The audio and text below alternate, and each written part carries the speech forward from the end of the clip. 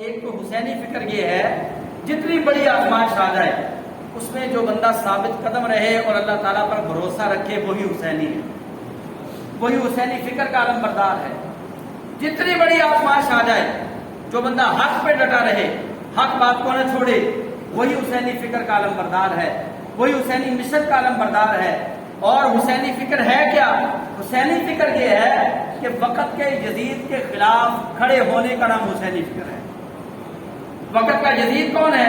وقت کا یزید ہر وہ انسان ہے جو اسلام سے بغاوت کرنے کے لیے تیار رہتا ہے، جو اسلام کا باغی ہو، جو اسلامی قوانین کا باغی ہو، جو اسلام کو ناپسند کرتا ہو، جو اسلام مخالف باتیں کرتا ہو، جو اسلام کے قوانین کا مذاق اڑاتا ہو، جو قرآن کے مضامین کا، قرآن کے قوانین کا مذاق اڑاتا ہو، ہر وہ شخص یزیدی ہے۔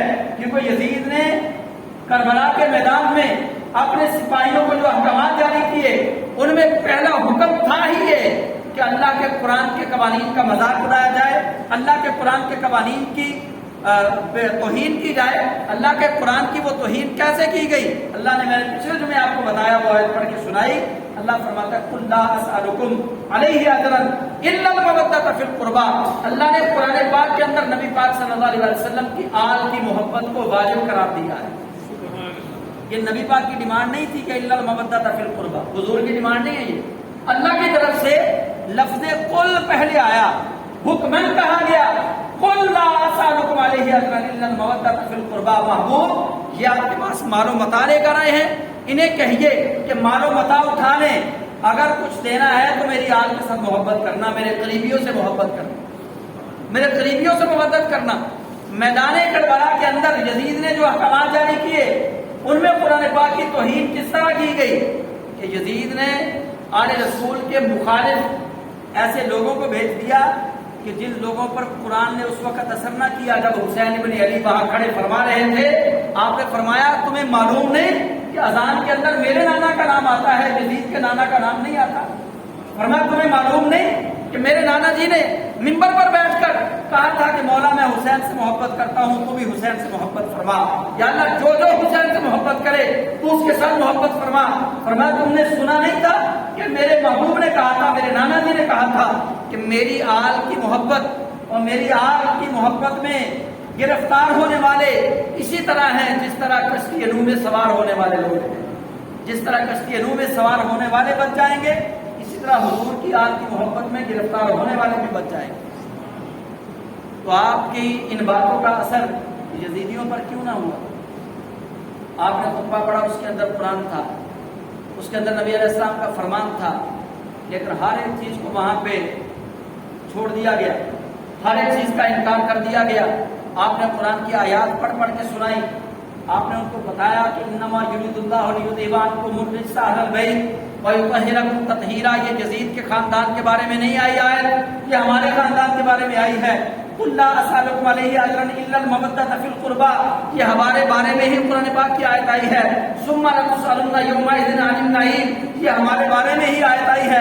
أُولَٰئِكَ عَلَيْهِمْ صَلَوَاتٌ مِّن رَّبِّهِمْ وَرَحْمَةٌ، یہ ہمارے بارے میں ہی آیت آئی ہے۔ آپ آیتیں پڑھ پڑھ کے سنا رہے ہیں، لیکن یزیدیوں نے ان آیتوں کو جھٹلایا، ان آیتوں کا انکار کیا، اور امام حسین علیہ السلام کے سامنے وہ تلواریں لے کر آ گئے۔ یہ قرآن کی وہاں توہین سرعام کی گئی۔ آج کچھ لوگوں کو یزید بڑا اچھا لگتا ہے تو ہم کہتے ہیں کہ ٹھیک ہے بھائی، تمہاری اپنی مرضی، آزادی اظہار رائے ہے، ہر بندہ اپنی رائے کا اظہار کرے۔ جنہیں یزید اچھا لگتا ہے وہ اپنے بچوں کے نام غلام یزید رکھنا شروع کر دیں، ہمیں تو کوئی پرابلم نہیں ہے۔ ہم تو غلام حسین تھے، غلام حسین ہیں، اور انشاءاللہ قیامت تک غلام حسین ہی رہیں گے۔ جنہیں یزید اچھا لگتا ہے اپنے بچوں کے نام رکھے، بلکہ میرے استاد محترم امام المناظرین علامہ سید اسد صاحب فرمایا کرتے ہیں کہ جو یزید کو اچھا کہتے ہیں، یزید کو رضی اللہ عنہ نعوذ باللہ کہتے ہیں، جو یزید کو امیر المومنین کہتے ہیں، آپ فرماتے ہیں ان کے لیے یہ ایک پیغام ہے کہ وہ صبح تہجد کے وقت اٹھے، اللہ سے دعا مانگے کہ یا اللہ جو ٹھکانہ یزید کا ہے وہی ہمارا ٹھکانہ بنا دے، یا اللہ جو ٹھکانہ یزید کا ہے وہ ہمارا ٹھکانہ بنا دے۔ فرمایا اگر تو دل دعا کرنے کو مان جائے تو پھر مانگ لینا، اگر دل دعا کرنے کی بجائے تم پہ لعنت بھیجے تو پھر مان لینا کہ حسین ابن علی سچے تھے۔ غلام یزید بن کے زندگی نہ گزارو، غلام حسین بن کے زندگی گزارو۔ تو امام حسین علیہ السلام آپ بظاہر ہمیں یہ بتایا جاتا ہے کہ اسلام موجود ہے اور اسلام موجود تھا، اسلام موجود رہے گا، اسلام اللہ کا پسندیدہ دین ہے، لیکن جس طرح اب ہمارے ہاں ہمیں آہستہ آہستہ، بلکہ آپ دیکھیں کہ یہ اب ان دنوں میں مجھے کافی سارے اسکول وزٹ کرنے کا موقع ملا، تو میں نے دیکھا کہ جو بچیوں کا پرائمری اسکول ہے اس کے اندر 5ویں کلاس تک بچے بچیوں کے ساتھ بیٹھے ہوئے ہیں، اور جو بچوں کا پرائمری اسکول ہے اس کے اندر بچوں کے ساتھ بچیاں 5ویں کلاس تک گورنمنٹ کے اسکولوں میں بیٹھی ہوئی ہیں۔ تو ہیڈ ماسٹران جو ہیں ان سے پوچھا گیا، میں نے کہا کہ یہ کیا ہے؟ انہوں نے کہا کہ یہ گورنمنٹ کی طرف سے آرڈر ہے کہ 5th کلاس تک کو ایجوکیشن ہے۔ اب جب یہ بچے میٹرک کریں گے، ایف اے کریں گے، پھر آگے جائیں گے، ان بچوں کو ایجوکیشن سے کوئی روک سکتا ہے؟ یہ ہماری بیٹیاں ہیں، وہ ہمارے بچے ہیں۔ اب جب وہ اکٹھے ہو کے اکٹھے بیٹھ کے پڑھیں گے، بچے کی فطرت میں شامل ہے کہ بچہ تو کسی جانور سے محبت کرنا شروع کر دے، پھر آپ جناب اس جانور کی محبت بچے کے دل سے نہیں نکال سکتے۔ جب بچوں کو بچپن میں یہ ماحول دیا جائے گا، یہی یزیدیت ہے کہ اسلام کو آہستہ آہستہ ختم کرنے کی کوششیں کرنا، یہی یزیدیت ہے، اور یہی حسینیت ہے کہ ایسے کاموں کی بے خبری کرنا، ایسے کاموں کی مذمت کرنا، ایسے کاموں پہ نعرہ حق بلند کرنا، یہی حسینیت ہے۔ آپ لوگ توجہ کریں، یہ بچپن سے بچوں کو جو ایسے ماحول پرووائڈ کیے جا رہے ہیں وہ کس لیے ہیں؟ تاکہ ہم یورپ کی نظروں میں اچھے ہو جائیں، امریکہ ہمیں اچھا کہے، انگلینڈ ہمیں اچھا کہے، اور یورپ کے جو دوسرے ملک ہے یورپین، وہ ہمیں اچھا کہے، وہ کہے پاکستان ترقی کر رہا ہے۔ ہم نے جو چیز رسول اللہ صلی اللہ علیہ وسلم کے قریب کرنے والی تھی اس کو چھوڑ دیا، جو انگریز کے قریب کرنے والی اس کو اپنانے کی کوشش کر رہے ہیں۔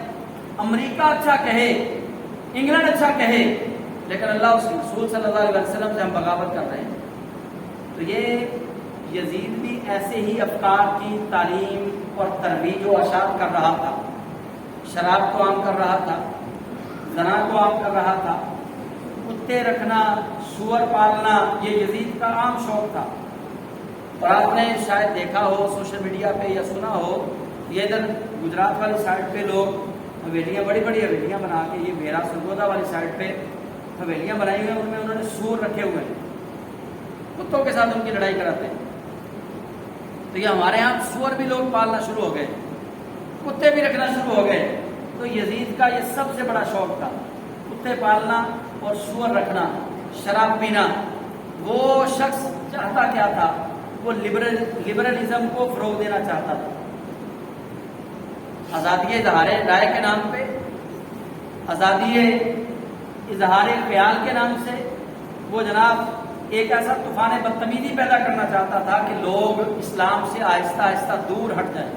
لیکن امام حسین علیہ السلام، آپ نے یزید کی بیعت صرف اس لیے نہیں کی، فرمایا میں چونکہ خاتم النبیین کا نواسا ہوں، میرا خون سب سے افضل ترین خون ہے، اور آپ چونکہ اللہ کی مخلوق میں رسول اللہ صلی اللہ علیہ وسلم کے بعد رسول اللہ کی آل سب سے زیادہ افضل اور اعلیٰ ہے، اگر آپ بیعت کر لیتے تو پھر سارا کام ہی خراب ہو جاتا۔ آپ کی بیعت کرنے سے بہت سارے اچھے لوگوں نے یزید کی بیعت کرنا تھا، بہت سارے صحابہ یزید کے پیچھے نماز پڑھنے کے قائل ہو جاتے، بہت سارے لوگوں نے پھر پیچھے چلنا تھا کہ نواسا رسول نے بیعت کر لی ہے۔